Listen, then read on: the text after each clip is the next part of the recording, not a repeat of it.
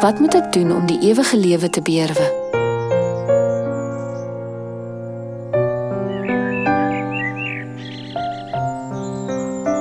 Deur die harde werk en eenheid van alle lidmate word oorvloedige vrugte van die evangelie oor die hele wêreld gebore. Ek dink ons Vader het vir ons goeie resultate gegee omdat ons mekaar gehelp het en die liefde beoefen het wat hom behaag.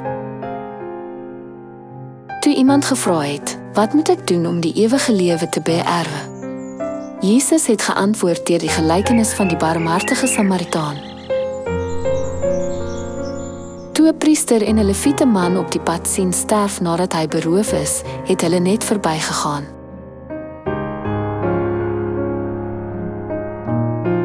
Maar 'n Samaritaan wat op reis was, het hom gesien, hom jammer gekry en vir hom gesorg.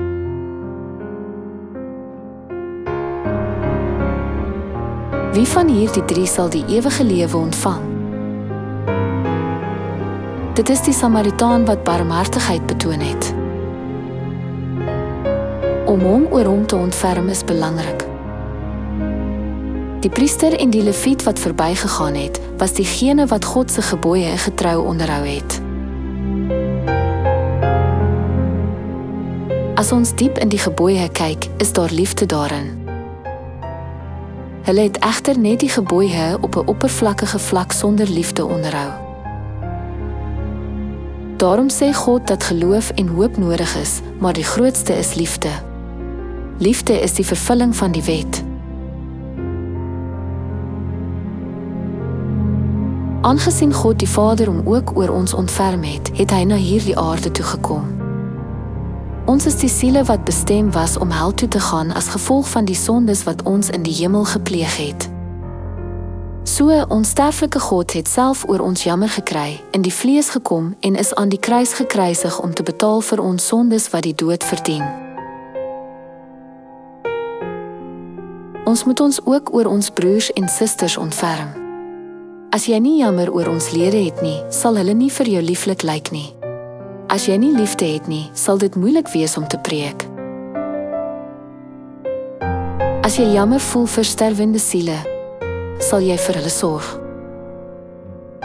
As jy jou nie oor hulle ontferm nie, sal jy onverskillige woorde sê of daardie woorde hulle seer maak of nie.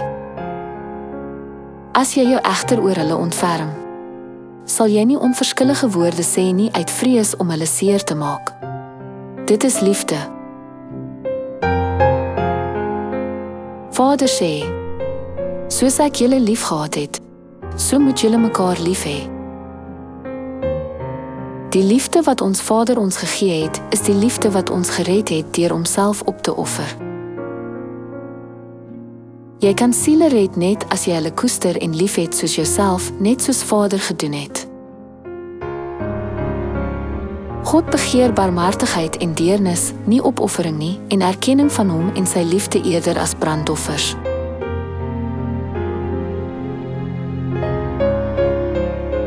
As jy God ken, is liefde wat jy by God leer wat liefde is.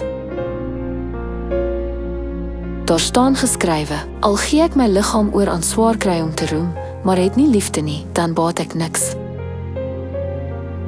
'n groter liefde as om my liggaam aan die vlamme oor te gee, is die liefde wat mense help om die seën van die ewige lewe te ontvang en hulle na die hemel lei. Hierdie liefde is geduldig, bring nie ander oneer aan nie, en volhard altyd.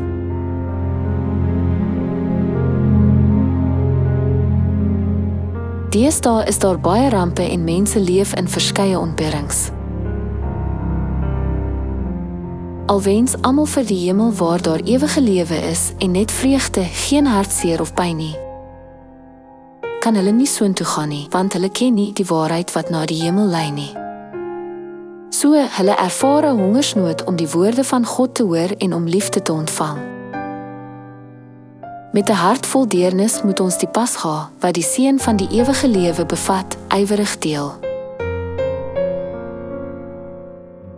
Ons moet nie net die woord van God verkondig nie, maar ook met liefde vir hulle sorg, totdat hulle in geloof groei om God se woord te gehoorsaam. Om Om die duiwelse planne te weerstaan, moet ons altyd die volle wapenrusting van God aantrek en ook ons lede help om die volle wapenrusting van God aan te trek. Om dit te doen, moet ons vashou aan die woord van God. Is liefde nie die begeerte om nog een siel te red deur hulle geestelike voedsel te voed nie? Wat moet ek doen om die ewige lewe te verkry? As jy die Pasga hou, sal jy die ewige lewe verkry, want die Pasga is liefde en God, wat die boom van die lewe is.